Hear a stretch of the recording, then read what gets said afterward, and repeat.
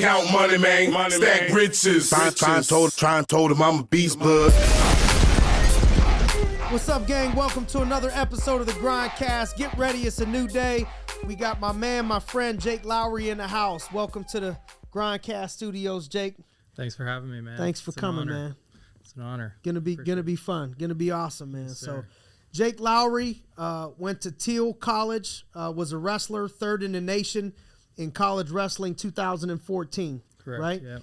And just correct me if I'm wrong, MMA record currently right now, 6-0 as an amateur, Yep. 2-0 as a pro, Right. 8-0 total Yep. in the scene. And so just get ready for Jake. Jake, as Perm likes to call him, Jake the Snake. Okay, that ain't the official nickname, but that's Perm's nickname for Jake the Snake. So, you know, a lot of the things you'll hear from about Jake to others, kind of quiet spoken in a sense, soft spoken. Never would realize that somebody like that would be such an animal and such a beast in the sport of MMA and wrestling and grappling, and just somebody that if you don't know him and you're gonna get to know him, you know, is one of those people that you just can't help but love. You know, one of those people that would go out of his way and do anything for anybody. And if you got a problem with Jake or don't like Jake, usually something's wrong with you.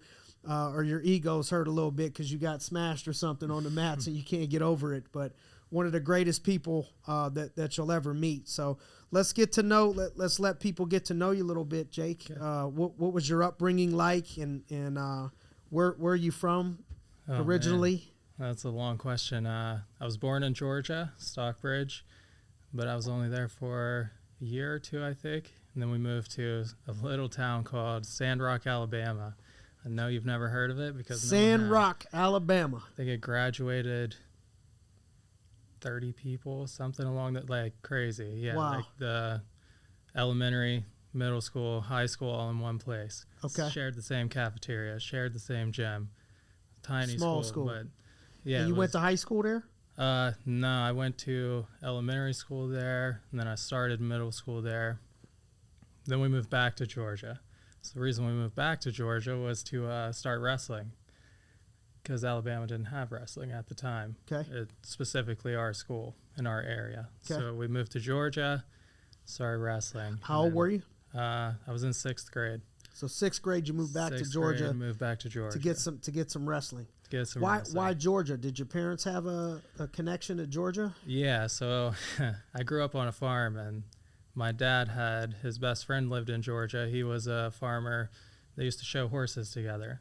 This was kind of before I was born kind of thing, but my dad was always into it. He was always into it, so we kind of moved back there so they could kind of be closer to each other. It was his best friend, so he just wanted to have a good place for us to come up and like learn hard work, learn how to be disciplined.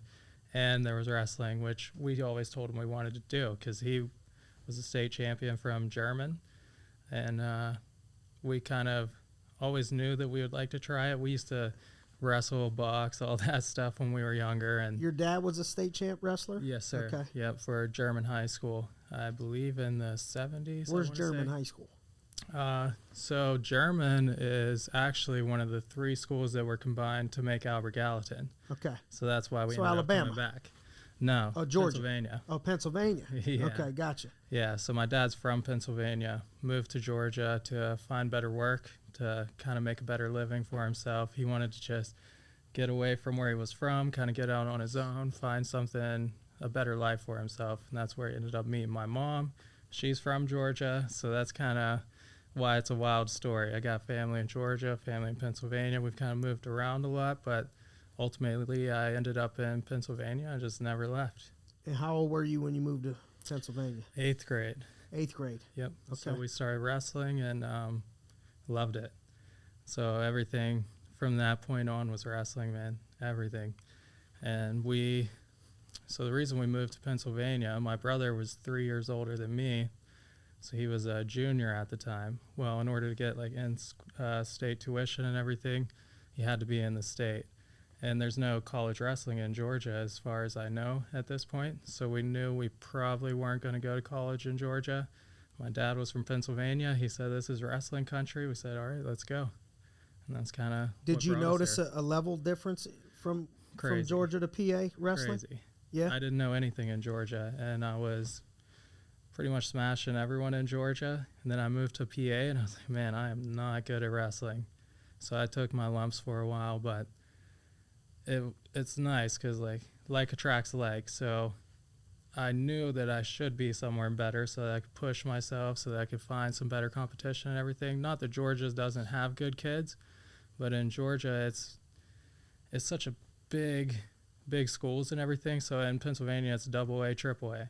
In Georgia it's like 1A all the way through like 5 or 6A. Mm-hmm. So you have 6 state champs at each weight class. You know what I mean? Yep. So the competition was just kind of spread out a little bit more. Yep. So you kind of didn't see all of the competition all the time. Got you. Yeah. Got you. Makes sense. And so you got to Pennsylvania and then went on and wrestled in high school, Mm-hmm. and then moved on to wrestle at Thiel. Yes, sir. Okay. Yep.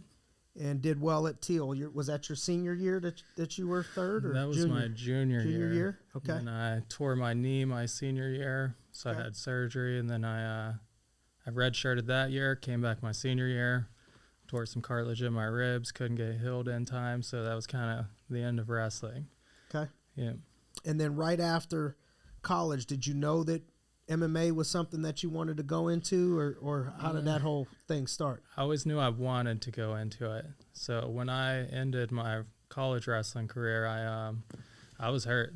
I was hurt pretty bad. So it kind of took me a couple years to get through that. I still had a lot of pain for a couple years, and I started working, started doing what people tell you normal life is, and I kind of fell into that trap for a little while. And then, long story short, I lost my job that I was at. Don't really want to get into the details, long story, but it's honestly the best thing that's ever happened to me, because after that, I was trying to find what my next step was, and everyone kept telling me, like, what do you love? Like, what do you want to do? You know what I mean? But, like, I didn't really think of that, because in college and in high school, like, all your teachers, all your professors, they're always telling you, like, you got to go to college, you got to get a job. You know what I mean? And that's how you're going to live life. But but I knew that's not what I wanted to do. So whenever I had to think about that question, I thought about this for months. I was like, man, I just miss wrestling. But obviously wrestling was over. So my friend that I was living with at the time, Gerald Russa, he came home one day and he was like, hey, I found this jiu-jitsu gym. Well, I was like, yeah, let's go try it out. So tried it, got submitted probably 10 times that night. I was like, yep, we need to start going here. Yeah. I was Ain't like, that these crazy? guys know some stuff we don't know. Some people, you'll have that experience and get submitted 10 times. Like, oh my, I love this. I gotta come back. Other people are like, nah, I don't want no part of that. I ain't never coming back. Right? The perspective. How long ago was that? Oh man, when you first started. That was jiu-jitsu. 5 MMA. years ago. 5 years ago. Yep. It was a place called Monarch in Hermitage. Yep.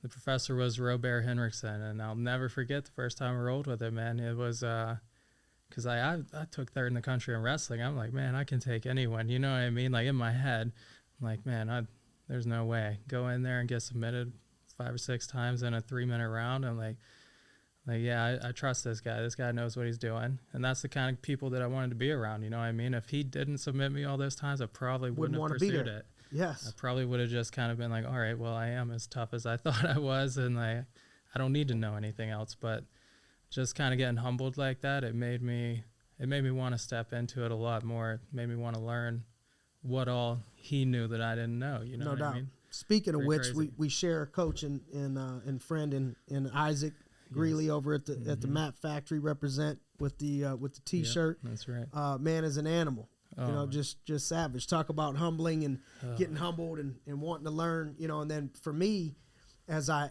age, trying to do so gracefully, you know, I got inspiration, somebody to look up to that's, you know, almost mid-40s and still rolling around, smashing people in their 20s in their prime. Yeah. And as I move closer to the 40-year mark, you know, myself, that's been somebody I've been able to draw a lot of inspiration from and learn so much just in the short, you know, less than 2 years, you know, that I've been there. What have you learned from Isaac, you know, other than specific techniques that people wouldn't understand? What do you think people can draw from that you've learned from Isaac? I think if you know Isaac Greeley, you know it's a mindset. Like that man, everything is mindset. He is, you don't quit, you don't stop. We're going to take them till they break, and then we're going to keep breaking them. Like I've seen him drag people back onto the mats when they're trying to run away from him. You know what I mean? People coming in talking, and an hour later, Isaac's still mauling these guys. They're trying to run off the mat, and I've seen him grab their legs, pull them back on, and just continue to take it to him. Like he just doesn't stop ever. The first week I went there, when my gym closed down due to COVID, I knew the Mat Factory was the place to go because I'd been going there on Sundays with Dalton. And, I went there for the first week, and he was trying to break me. And after I got through that first week, I was like, all right, I get it. You know what I mean? But that first week is tough. That first week, you got to be ready. Like, don't come to the Mat Factory if you're not ready to be broken for the first week, because you can take a lot, but he'll break you eventually. He will. He's really, really good at it. And I think now that I've been around it, I've been there for almost 2 years now. That's what I've adopted from it. Now that's my mindset. My last fight, I got off to a rough start. But just because I've been with Isaac so much with the wrestling and the grappling and just the way that he goes about everything, that I felt like I came back stronger in the second round, after almost being knocked out in the first round. Yeah, why don't we just talk about that? You know, what was the last fight like? Probably not what you expected. The great experience for you, and really showed that you can persevere and overcome some adversity. How did that last fight go? Yeah, don't really remember the first 10 seconds. I think I got clipped pretty early, so I was behind the 8 ball from that point on in the first round, kind of just trying to recover. It took me about half the round to start kind of get my mind back, getting everything kind of back in order, starting to think my way through things. Takes you a little while when you're in there. Your adrenaline's so high, you just almost got put out. You're kind of wondering where you're at a little bit, and then you start getting it back together, and then things start coming back. But I attribute all of that to Isaac and to wrestling, man, because without that, I think it's easy to crumble. But when you're in that situation every day, and he's pushing you to that limit every day, it almost felt like home to me. You know what I mean? It felt like this is what I do every day. Like I'm not in a position that I'm not used to because I do this every day. You know what I mean? Yes. And that's kind of what helped me come back through it. And then second round, like I said, I came out and I felt like I was in better shape than the first round. I was like, man, now I'm warmed up. Like, let's go. You know what I mean? Mm-hmm. And I have to say, my first couple amateur fights, I kind of struggled with my conditioning a little bit, and it's because I wasn't wrestling. And like that's the big piece. If you're gonna fight, you gotta wrestle. In my opinion, you have to. It just not as much for the technique or anything like that. It's more for just that mindset. It just pushes you through it. It pushes you past your limit, and if you can go past your limit, I almost guarantee you the other guy you're with cannot keep up. And I think that's kind of more or less so what Isaac you won that last there. fight in the third round or second round? Third round. Okay. Second round, I got a takedown, kind of did a lot of damage from top, I felt, and just kind of controlled him, kind of wore him down a little bit, kind of got my revenge a little bit. And then the third round, I was kind of doing the same thing, took him down, got the takedown, controlled the position, doing some damage, got the wrist locked in. And then he turned right into the arm triangle. But, man, that kid was tough. I would give a shout-out to him, man. Marco Hutch was a tough guy. Thank you for the fight, man. Like, it takes the right dance partner, and I needed that. That was a good one for me. He pushed me, and it was great for both of us, I think. And where's he from? Oh, man. I'm not even sure, honestly. Yeah. I kind of try not to look up my opponents so much. I usually leave that up to, like, Isaac and Evan. Just go in there and get it. Just do what they tell me to do. I love it. I love it. I think you can overthink it a little bit if you do that. Speaking about your opponent, maybe one of your toughest opponents and training partners is your current girlfriend, my girl Willow. And, man, I got to leave this to the imagination. I don't know if I'm ready yet to announce her nickname, her fight name on air just yet, but you got it. You got to look it up yourself. I don't know. I mean, this is intriguing. I don't know if you've ever had a person or a female. I mean, this is what you want. I mean, you want to sell tickets. You want people to remember you. I promise you. You look up her nickname, doubt. You're gonna know. You're gonna remember that one. And so, my girl, Miss Willow, you guys have been dating. She came down. I remember when they came down from Canada. to train, Yep. with us as so many people do, come from all over the place, all over the Right. country, different countries to come train and prepare at the Mat Factory. What's it like to be dating somebody that is in the same sport? I'm assuming that you've never dated really somebody that was fighting at the same time as you. In all honesty, I told myself for the longest time I will never date a fighter. My dad used to tell me all the time, like, you need to get you a fighter. Like, that way you guys have so much in common, like all this other stuff. I'm like, no, Dad, girl fighters are crazy. Like, I don't want any part of that. And then along comes Willow, and it's great, man. She really pushes me, and I feel like I push her as well. And I think that's kind of one of the biggest things is it's easy to slack off when you don't have someone in your ear 24/7. But like, we live together, so I mean, it's like, if I want to take a night off, she's going to let me hear about it. You know what I mean? Then I'm going to have to deal with her all night. Same with her. Like, we don't, and it makes it nice because I feel like if I were to date someone that wasn't a fighter, it would be like, oh, well, what do you want to do tonight? Let's go get dinner. But with Willow, it's like, it's not a question. It's like, oh, what are we going to do? No, it's wrestling night. You know what I mean? Like, oh, no, it's jiu-jitsu night. Like, it's not a question. Or a lot of people like, would just complain because you got to be obsessed. You got to put a lot of time. And, currently, you're still working a tad, moving out of where you were working so much full time and had to adjust your schedule around all that stuff. I mean, you figure you got a full-time job, and then after that you got another full-time job. Right. Most people that don't understand, the game and what it takes probably would be nagging, complaining, not getting enough time and, trying to distract you from that. I would assume that helps a little bit also. So much. And I think even beyond that, it's, I think fighting is a lot of a mindset, and it's a lot of studying, and it's a lot of things like that. So just having someone to run your ideas by, and like run what you're struggling by, and like run what like is going good, like what's going bad, and like trying to figure it out together. Like, I think two minds is always better than one. You know what I mean? So it's almost like having another coach at home, or like having another training partner just with you all the time. So it's super nice. We watch all the fights together and everything, and we always kind of do our own little breakdowns of them. Evan, our striking coach, will actually send us videos, and we'll have to break them down, and we'll kind of help each other out a little bit. And it's super nice because I feel like her attention to detail, my attention to detail, they're a lot different because she is predominantly a striker, I'm predominantly a wrestler. So like, we're coming from two different sides of it, which is perfect because I obviously need more striking, she needs more wrestling. So together we kind of make the perfect combination, in my opinion. And I think it's did nothing but elevated both of us to another level. Love it. What do you think elevates people in general to another level in the fight game from what you've seen? What separates the people that elevate and the ones that don't, other than natural ability?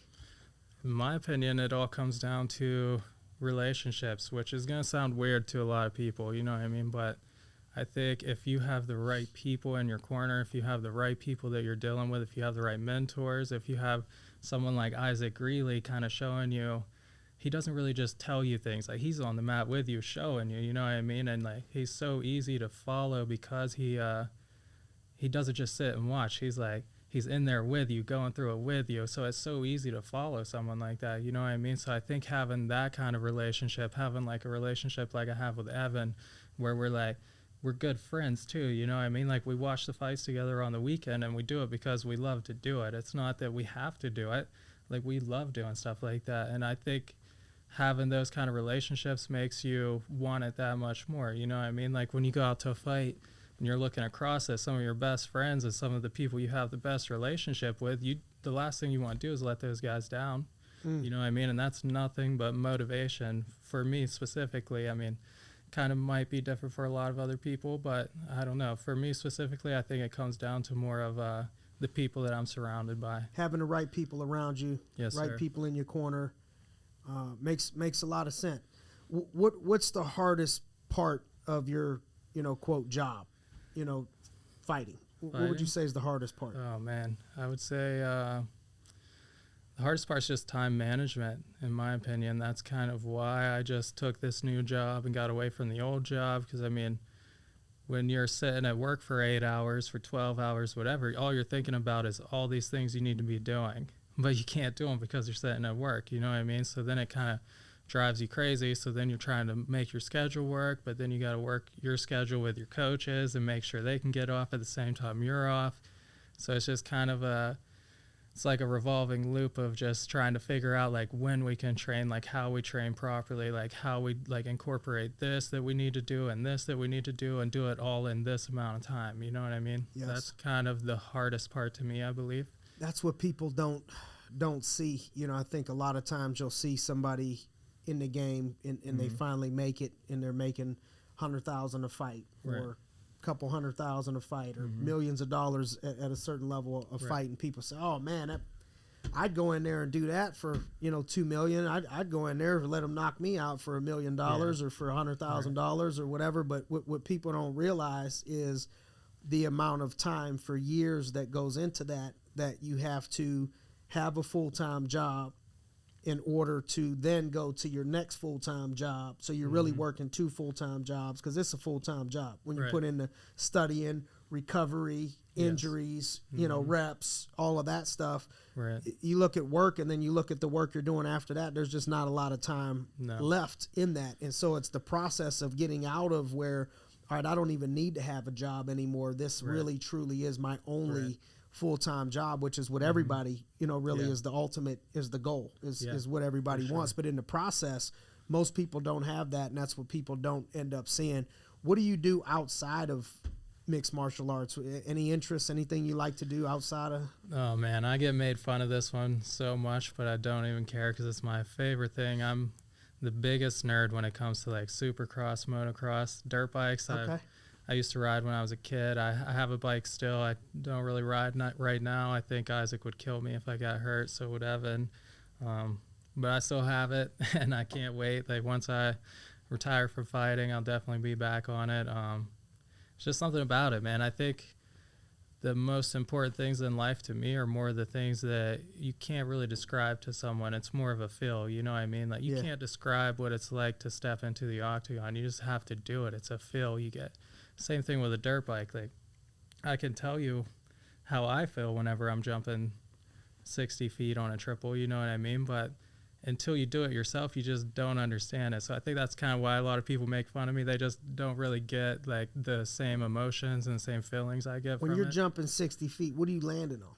Well, it's 60 feet from takeoff to landing, you know what I mean? So you're a dirt takeoff, dirt landing. Okay. So I took my son this past week to monster trucks. Yeah. And they had bikes going up a ramp. They were up in the air. It seemed like they might have been 20, 30 feet up in the air. Yeah. And stuff like that. And then the trucks, they were doing backflips with monster trucks. Yeah. Up a ramp. Crazy. And crazy, man. Crazy. Yep.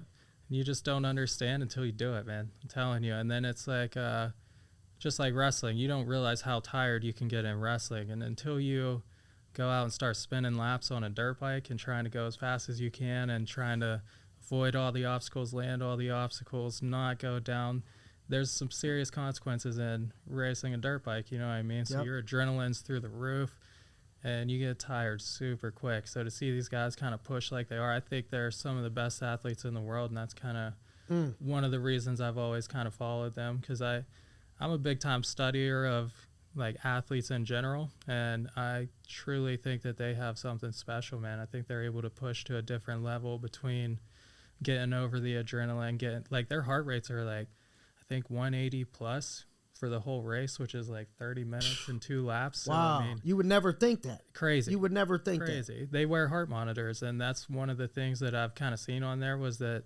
said their heart rates before the gate drops just spike.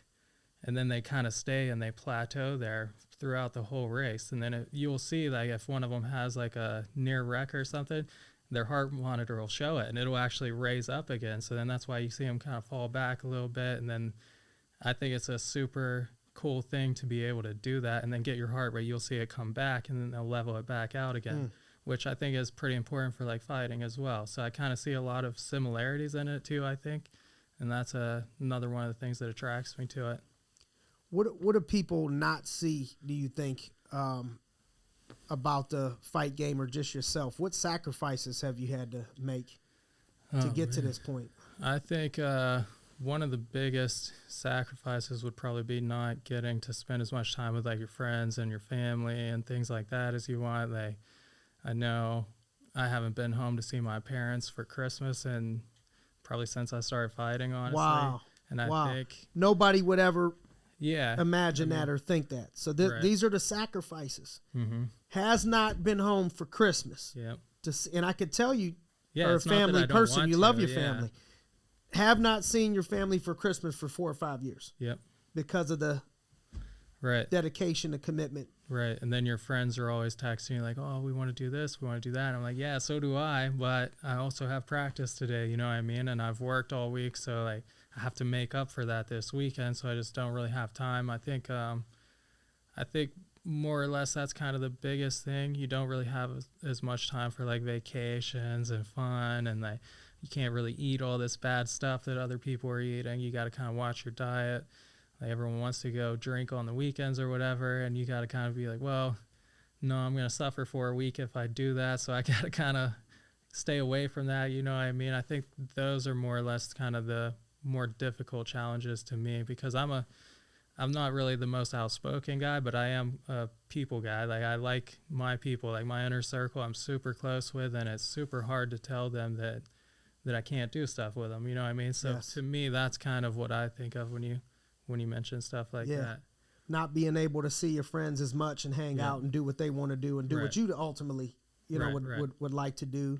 Not seeing the family as much as often. It's crazy. It just has the same similarities in anything. Right. You know what I mean? If you want to be great in anything, these are things that people, even in our business, or as I was building this business, I've had the same experience, even with going out.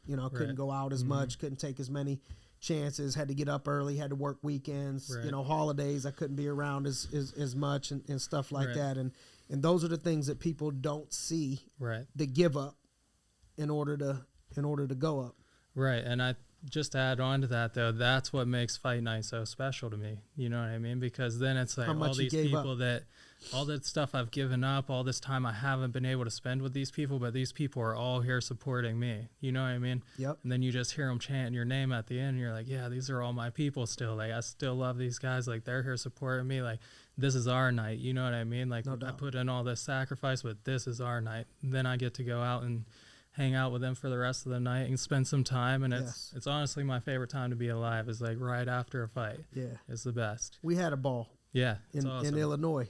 Yep. After you mauled everybody in the tournament, me and you got to take a picture with both of us, brought home some belts to the mat factory and ate like pigs and chilled out for a night, man. That was a lot of fun, man. I think it's just so rewarding. You know what I mean? You go through all that stuff, and then it's like you can finally breathe again. You can finally relax, and it's just your time. Just for a minute. And you know that the other side's coming back, which is also why it's so good, though, because then you're like, well, I'm going to enjoy it now, because in 2 days it's back to work. Back to the grind for months. Yep, exactly. Before you get any little bit of fresh air to breathe and have some fun and some normalcy. Yeah, that's right. What is your vision? Where do you see yourself? What do you see and where you're at 3 years, 5 years from today? I think I could be competing with the best in the world, honestly. I think I try to be as humble as I can, but inside I'm a pretty confident person, honestly. I think I do have something special. I think once I get my striking figured out all the way, I really like it. So that's big for me. If I like something, I usually get pretty good at it pretty quick. So I think my striking's going to come along. I think wrestling, I've done it since 6th grade, so I think I have a pretty good feel for that. I think mixing it all together, getting my striking ready, getting all those things kind of settled out, I think at the end of the day, I think I'm going to be a contender. I think I'm going to be up there, and I think that's what I look forward to, is like that sold out crowd and like everyone, all my people there. You know what I mean? Like let's say we're in Vegas or Florida or wherever, I want just sold out. I want all my people there. I want to perform for them, and then I want to go hang out with them after. That's the vision for me. And then beyond that, I want to have my own gym. That's been my goal, especially now being around Isaac like I have. It's just so crazy seeing how much one person can change so many impact lives. So many people. So crazy. And I think I tell people this all the time. Isaac really makes me want to be a better person. You know what I mean? And that's hard to find. You know what I'm saying? And it's That's something I really admire. And even before I met him, I wanted my own gym. But now just kind of seeing how he runs his and everything, it's given me like a whole new life to like what I want it to be. You know what I mean? No doubt. You could tell he's just walking in his calling, man. Yeah. You know, crazy. it's almost like a person that, you know, you hear people that they have a nonprofit, you know, or they do something, or they go on mission trips, or they're pastors, you know, or something like that. And you say, oh man, what a great person, gave his life up for that and impact so many people.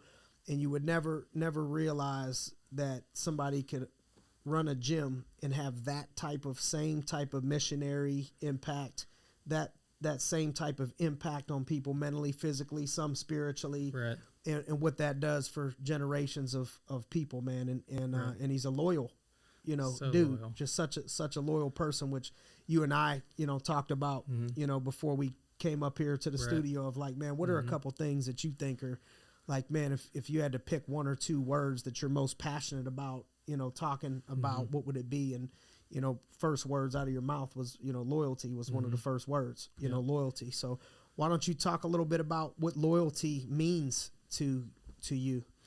I think loyalty to me means never forgetting the people that helped you get to where you wanted to go. You know what I mean? Because they're easy to forget. Like I said, all the sacrifices that we mentioned earlier, I mean, I wasn't the only one going through those. You know what I mean? My parents are suffering for that. My friends are suffering for that. Like, my family suffering for that. So I think them being able to do that to support me, I think that means a lot. And I think at the end of the day, like, I want nothing but the best for them. And that's one of the things that drives me to do this, is so that one day I can support them. I can say, like, grab my two best friends and be like, hey, we're going to Hawaii, whatever, you know what I mean? And I'm buying, so just pack your stuff, we're going, you know what I mean? Same with my parents. I want to buy them a house one day, you know what I mean? I just want to be like, hey, like, thank you guys so much for everything you did for me. Like, here's your nice new house. You know what I mean? That's the kind of stuff I dream about, and that's kind of what drives me whenever Isaac's trying to break me at the end of the day, you know what I mean? Yep. Yeah. Loyalty, you know, I got shirts. I haven't rocked it in a while, but you ever see the T-shirts that I would wear? It says loyalty is rare. Yep. Loyalty is such a rare quality, you know, in a sense. You don't get it that deep. Right. Loyalty. You know, I think loyalty is tested under, you know, turmoil. Right. You know, loyalty is tested when there's maybe, I don't 100% agree, or there's some adversity, or, you know, easy to not take a certain path, and you stick with somebody.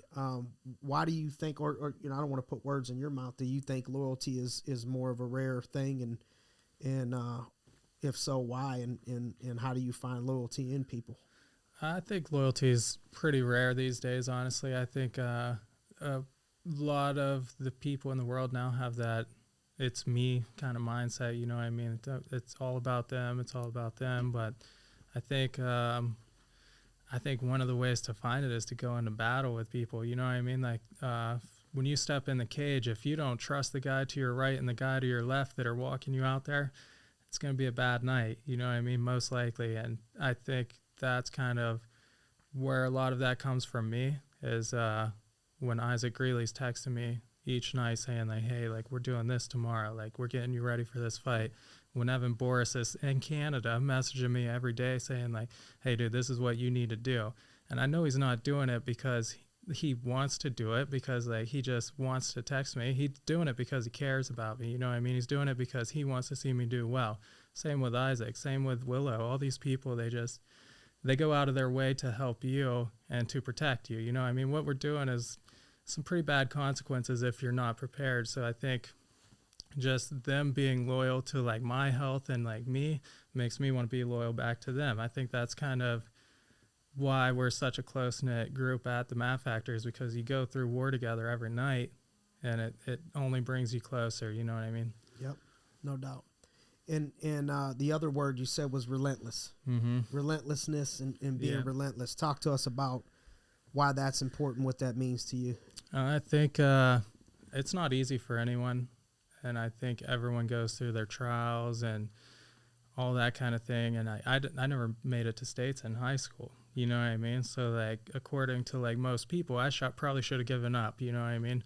But that relentless mentality just tells you, like, no, there's still some hunger in here. Like, there's still something I got to prove to me. You know what I mean? And to me, that's kind of relentless. And then you go to college and you All-American, but you go 40-1, and then you lose in the semifinals and nationals. So then you're like, oh, is man, that you? You went 40-1? That was me, yeah. I was 40-1 on the year. I lost in the semifinals, and I was winning. Mm-hmm. But I think looking back at it, that's one of the best things that happened to me because it made me hungry. Mm-hmm. You know what I mean? Mm-hmm. So then after that, then all the injuries, like I'm down a little bit because I lost, and then I'm getting all these injuries. I didn't accomplish my goal. And Be now relentless. and now I can't accomplish my goal, but you just got to move on to the next thing. So then I'm like, all right, now I'm going to fight. I might have not have got my national title, but now let's go get our world title. You know what I mean? I think to me, that's relentless, always moving forward, even when stuff's trying to keep you down. Even when bad stuff happens, you got to make the good out of it. You got to take the good out of it, and you got to turn it into something positive. And I think that's kind of the best thing about martial arts is that you can always take that loss and make it into something like beautiful and something better. No doubt, man. Yeah. That's why it's easy to believe in you, man. You got that perfect combination of confidence that I think you need in the job that you chose. Right. You know, and really you need that in life. Period. You got to have that balance of humility. And also confidence. You know, that's why people that come in contact with you, you know, they would be surprised to see. So a lot of times you see people and, you know, you think this is what I think a person's attitude or personality needs to be, or this is what they need to look like in order to be a good fighter. You know, the world thinks. Yep. They got to have real big muscles. They got to have tattoos on their neck to their ears and their face and mean and you know, not nice, you know, to people. And you're the opposite, you know, of that. I mean, not you got some muscles and stuff. You know what I mean? You don't know how many people have told me opposite. that they've said, "There's no way you're a fighter." Like I remember when I was working in the Iron Workers Union, all these guys they were like, "You don't fight." I'm like, "What are you talking about?" They're like, "You're just too nice. Like, there's no way you fight." But whenever you get into the cage, you have to have that switch. You got to be able to flip it on, and I almost look forward to it. You know what I mean? I look forward to being able to let that go. You know what I mean? Because I'm sure you can attribute to it as well. Like you're a super nice guy as well. So I'm sure stuff kind of builds up, and then you need that release. Well, for me, fighting is kind of that release. So yeah, I'm a nice guy, but it all kind of builds up at a certain point, and you need somewhere to put it into. No doubt. No doubt. Amen.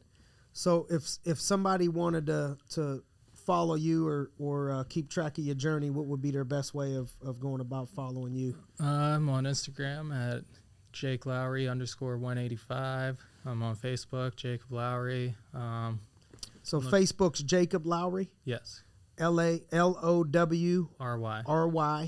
And then Instagram is?